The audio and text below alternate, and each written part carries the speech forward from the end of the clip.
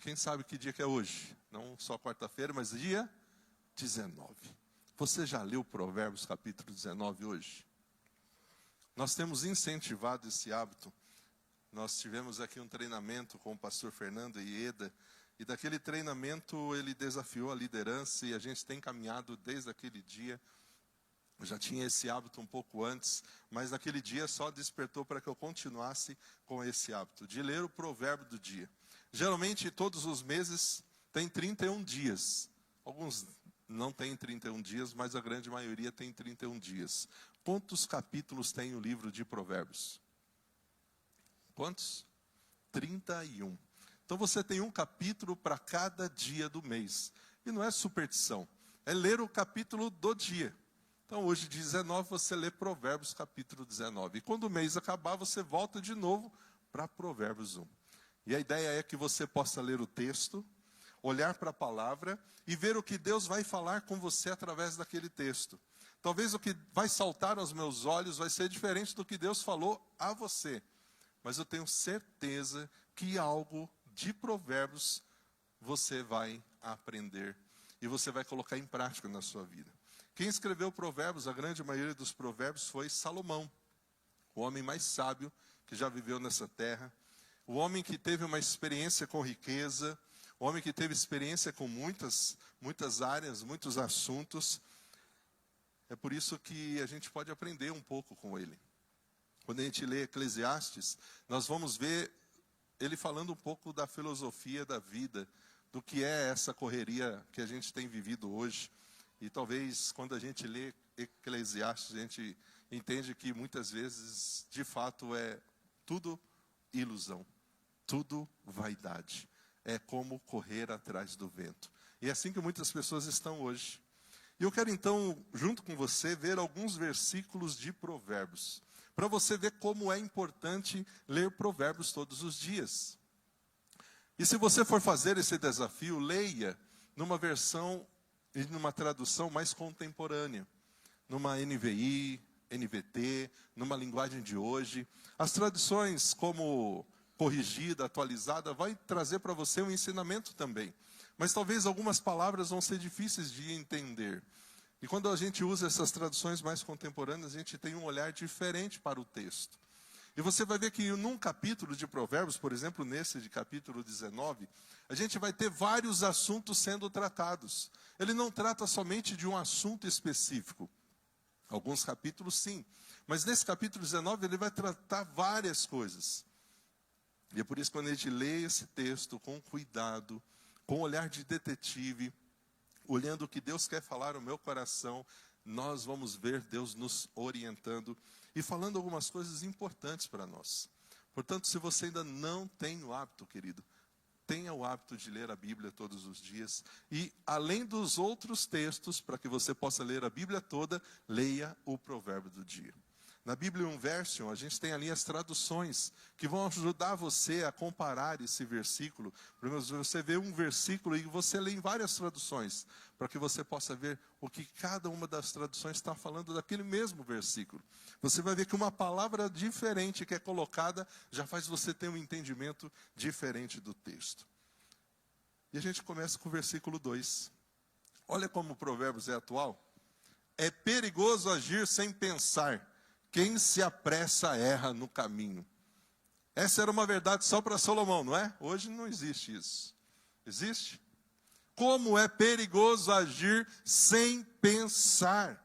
Quem se apressa erra no caminho. Será que nós temos aqui pessoas que agem sem pensar? Que só vão pensar depois que tomaram a atitude, tomaram a decisão, fizeram a escolha. Aí vão parar para pensar no que fizeram, no que falaram, no que decidiram. É perigoso agir sem pensar, porque quem se apressa vai errar no caminho. Esse versículo está nos ensinando que tomar decisões precipitadas, sem reflexão, sem conhecimento adequado, pode nos levar a cometer muitos erros. E talvez na sua história de vida, Você olha e você vê que muitas coisas aconteceram erradas, deram erradas porque você agiu de forma precipitada.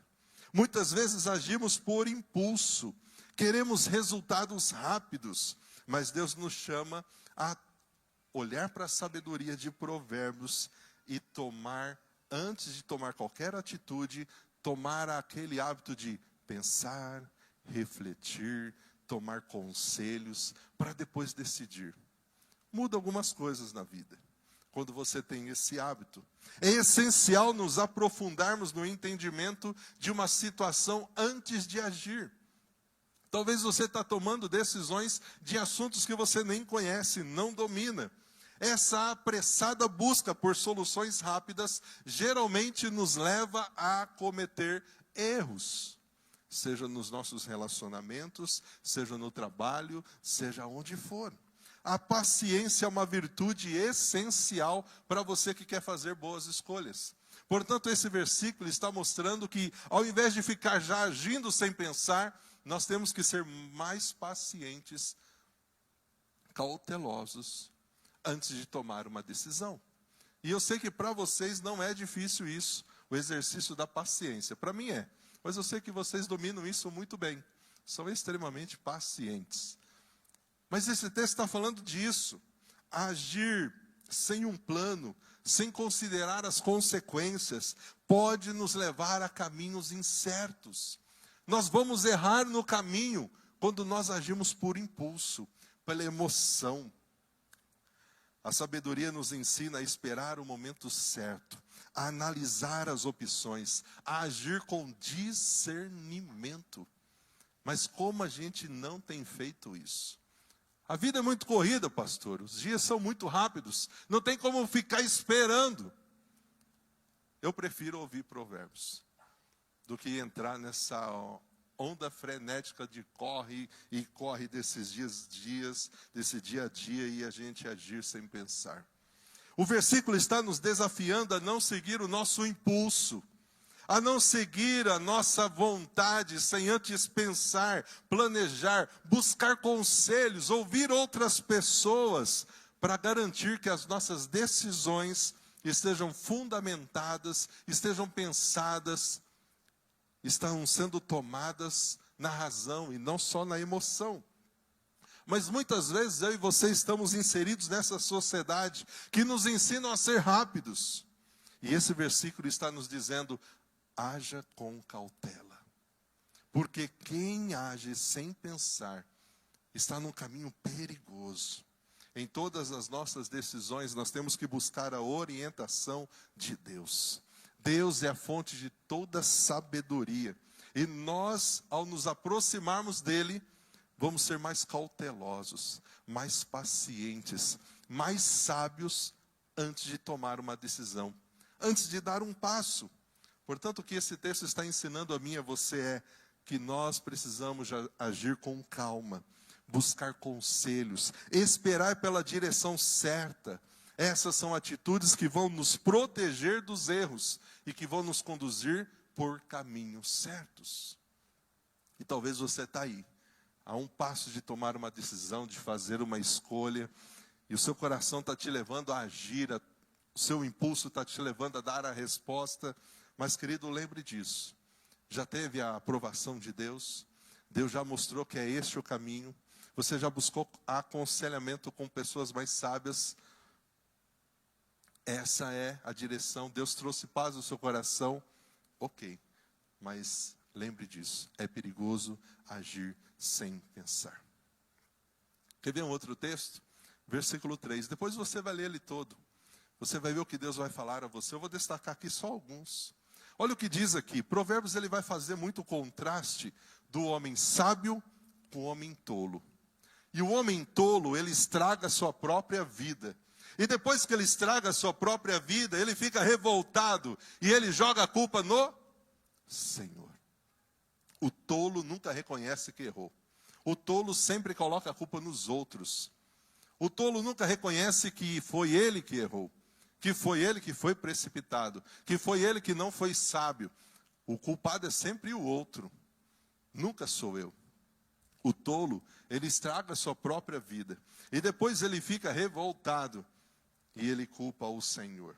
Numa versão mais antiga diz, é insensatez do homem que distorce o caminho, que distorce o seu caminho. É quando o homem é tolo, insensato, que ele mesmo com as suas próprias mãos estraga o seu caminho, estraga a sua própria vida. Nossas decisões impensadas, nossas decisões tolas, elas nos desviam do caminho certo. Quando eu e você agimos por impulso, estamos sendo tolo. Estamos saindo do caminho correto. Essa palavra insensatez é uma palavra forte. Porque a insensatez não apenas prejudica a nossa jornada de vida, mas ela também traz para nós frustração, sofrimento, angústia. Traz para nós a falta de propósito e de direção. Portanto, esse texto é a mim e a você um alerta sobre o perigo de nos afastarmos de Deus por causa da nossa própria atitude de insensatez. De muitas coisas que nós estamos vivendo hoje, a culpa é nossa, foi nós que escolhemos, foi nós que decidimos, e a gente ainda quer colocar a culpa em Deus, achando que Deus que está errando. Quando nós seguimos a lógica do nosso coração, sem a direção de Deus, a sua vida, a minha vida vai se tornar difícil, confusa. É por isso que nós devemos procurar agir com sabedoria, porque as nossas escolhas, elas têm consequências para o nosso caminho e para as pessoas que estão à nossa volta. Muitas vezes nossas dificuldades não foram causadas por fatores externos, mas pelas nossas próprias escolhas. Algumas vão ser por fatores externos, mas a grande maioria foi por escolha nossa. Talvez a gente culpa tantas pessoas e não para olhar que nós somos os insensatos, imprudentes, desajuizado, tolo, é o que significa insensato. A insensatez, ela vai gerar no homem um coração rebelde, ele se rebela, ele se revolta contra Deus. Em momentos de frustração, de dificuldade, causada pelas nossas escolhas, más escolhas, é comum pessoas culpar a Deus. Culpar a Deus pelo que elas estão vivendo, pelo que elas estão passando, pelas dificuldades que elas estão enfrentando. Eles colocam essa responsabilidade sobre Deus, mas eles nunca assumem essa responsabilidade para eles. Quando percebemos que essas nossas decisões não têm sido sábias, sabe o que a gente tem que fazer, querido? Ao invés de culpar a Deus, a gente tem que se arrepender. A gente tem que se voltar a Ele. A gente tem que dizer, Senhor, eu reconheço que eu errei. E confessar a Ele o nosso pecado. E pedir a Ele a sua misericórdia. O caminho da sabedoria é um caminho de humildade. De reconhecimento das nossas limitações, da nossa dependência total a Deus. Então esse texto está dizendo que eu e você precisamos ser totalmente dependentes de Deus, humildes, para a direção dEle para as nossas vidas. E ele continua, quem dá valor à sua própria vida, procura se tornar sábio. Quem usa bem o seu entendimento, essa pessoa prospera. Olha o que esse texto está dizendo. Nos ensina que amar a sabedoria, amar o conselho de Deus, amar aquilo que está na palavra de Deus, é um autocuidado. Quando nós buscamos a sabedoria, quando nós aplicamos a palavra de Deus em nossa vida, o texto está dizendo que nós estamos investindo em nosso bem-estar, em nosso crescimento, é autocuidado.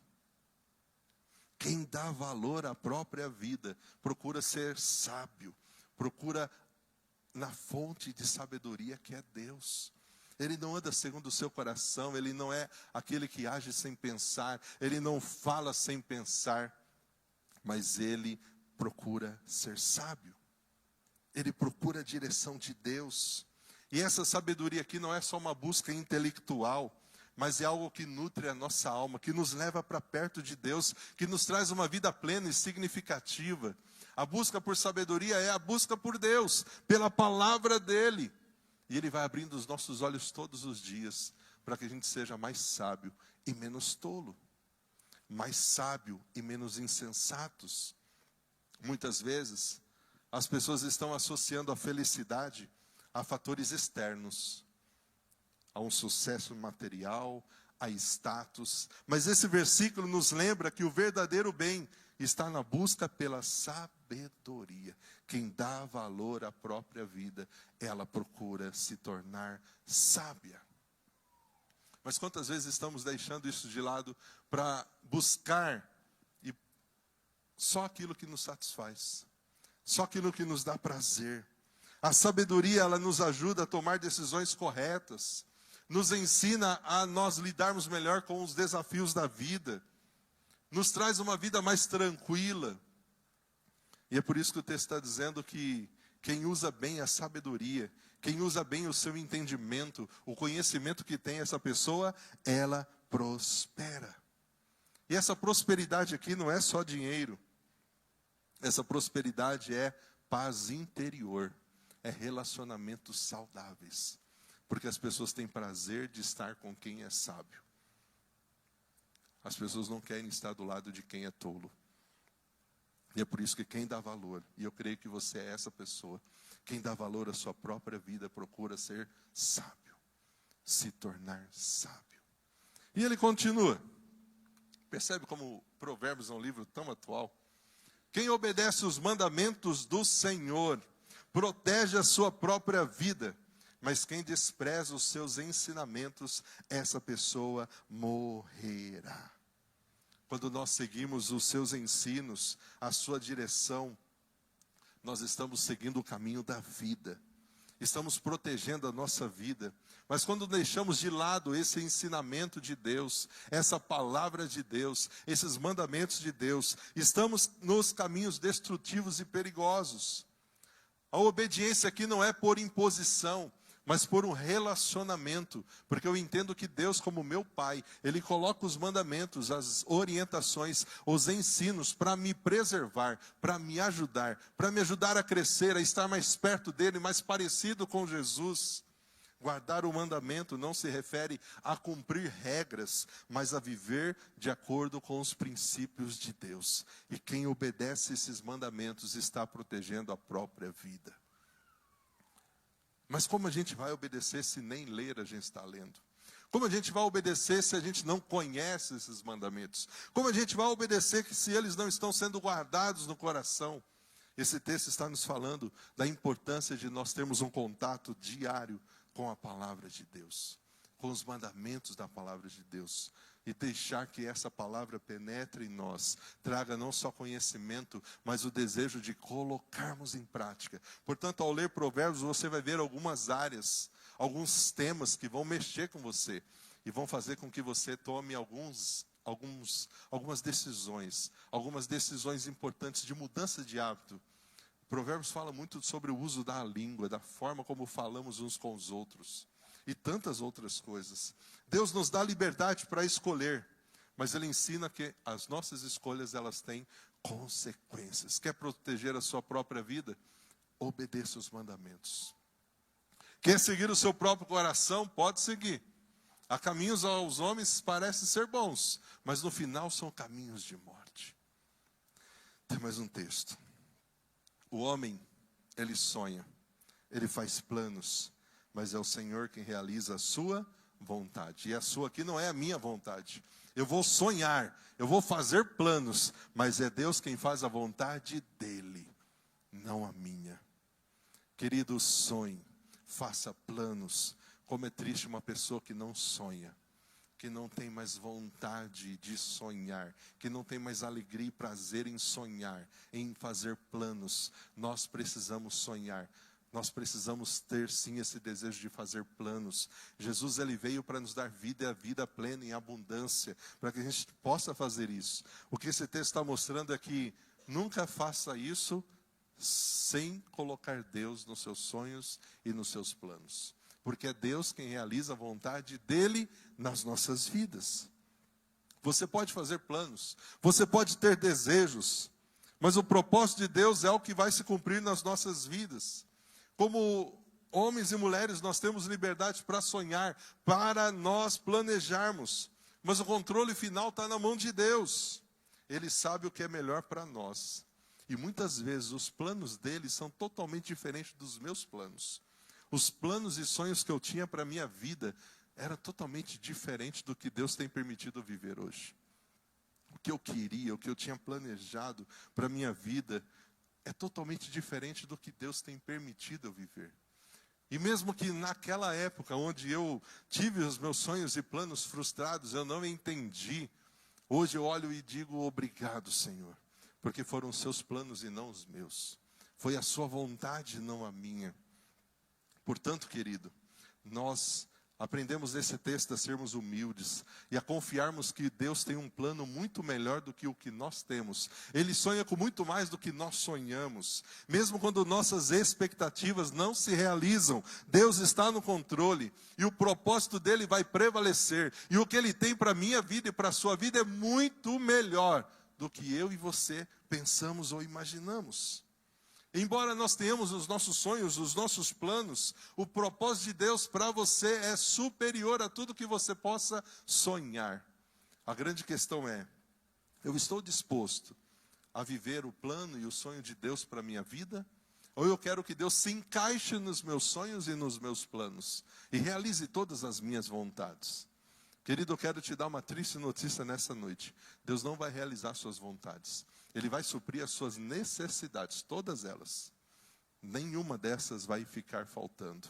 Mas realizar a sua vontade, os seus desejos, aí ele não tem compromisso com isso. Por isso que a palavra diz, busque em primeiro lugar o seu reino, sua justiça, e todas as demais coisas serão acrescentadas. Mas quais são essas demais coisas? O que comer, o que beber, o que vestir. Todas essas demais coisas serão acrescentadas. Mas os meus sonhos, as minhas vontades, se for o sonho, a vontade de Deus, amém. Se não for, Senhor, é a tua vontade, não é a minha.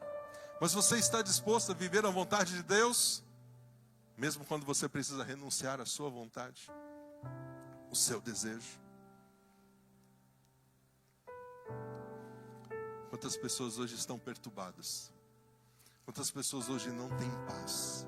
Sabe aquela paz interior? O mundo pode estar caindo ao seu redor, mas o seu interior é cheio de paz. O texto está dizendo em 23, o temor do Senhor, ele dá paz e segurança ao homem. O temor do Senhor, ele vai trazer paz e segurança a todos que buscam a Deus. E temer Deus aqui é reverenciá-lo, é respeitá-lo, é reconhecer a sua autoridade, é reconhecer a sua sabedoria sobre a nossa vida.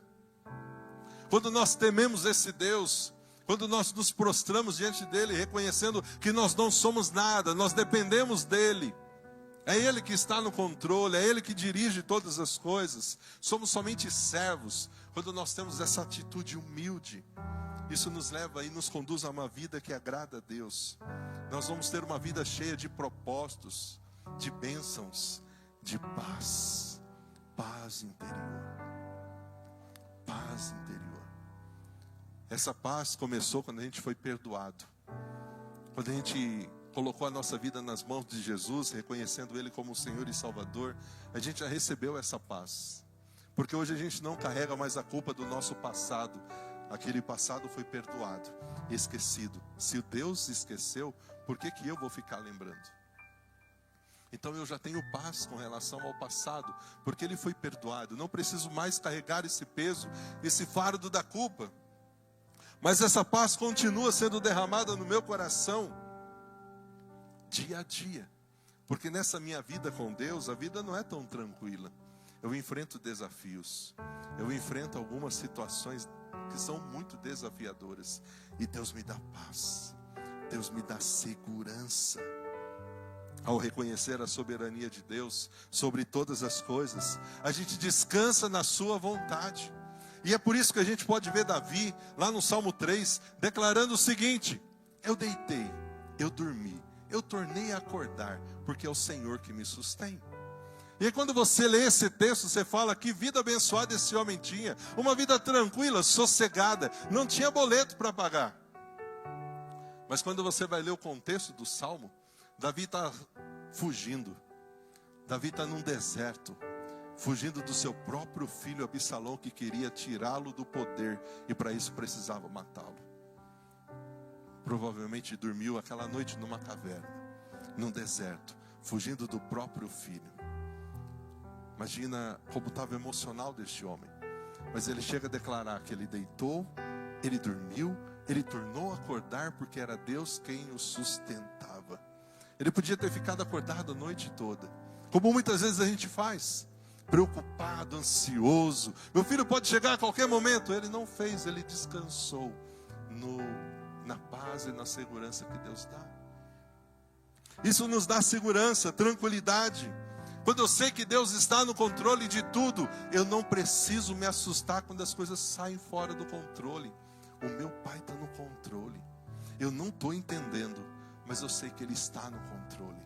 E Ele vai fazer o que é melhor. Não precisamos temer o mal, não precisamos temer o desafio do dia a dia. Numa outra versão faz, em vez de segurança ao homem, ele fala: este homem não será visitado pelo mal. Isso não significa que os problemas não vão chegar na sua casa. Vão chegar, vão acontecer. O que esse texto está dizendo é que Deus nos guia e nós estaremos sempre debaixo da sua proteção, mesmo quando vierem os desafios, as lutas, como talvez elas já estejam chegando na sua vida, na sua casa. Quando nós temos o temor do Senhor, nós reconhecemos que Ele é a fonte da nossa segurança. Eu posso descansar nele. Eu posso aquietar o meu coração, porque Ele está no controle. Eu gostei de um versículo, para terminar, que diz o seguinte. Esse é o mesmo texto numa outra tradução. O temor do Senhor conduz a vida, quem teme a Ele passa a noite satisfeito, sem que o mal o toque. Querido, isso é a palavra de Deus, isso é a verdade, isso pode ser cumprido na sua vida. E para terminar, olha o que diz o versículo 27. Meu filho, olha como Deus fala com a gente. Se você deixa o ensino hoje, você vai ficar mais longe da verdade amanhã.